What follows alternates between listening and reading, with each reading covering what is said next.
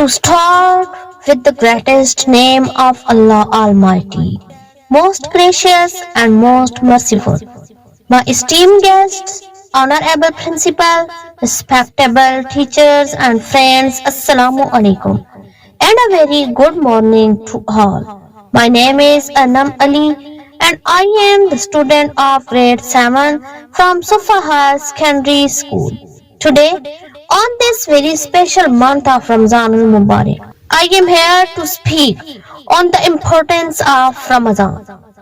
Dear audience, as you know that in the religion of Islam, the holy month of Ramadan Mubarak marks the time when the Prophet Muhammad ﷺ received the words of the Quran. The Quran is our holy book. We observe Ramadan by praying, reading the Quran and fasting. We believe that our past sins will be forgiven if we participate in Ramadan heartily. In this month, Allah blesses the people of the faith with His pleasure, love and gifts, His guarantee, grace and His lights. In this month, the reward of every good deed is increases many times. The first decade of this month is mercy, the second is forgiveness, and the third is freedom from hell. Whoever reduces the work of his subordinates in this month, Allah will reward him with forgiveness and freedom from hell. Throughout the year, paradise is decorated.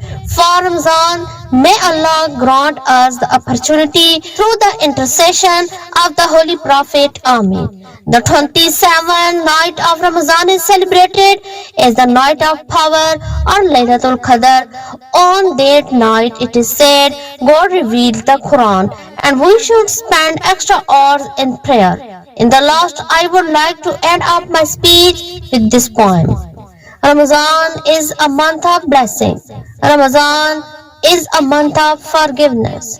Ramadan is a month of helping those who are in need.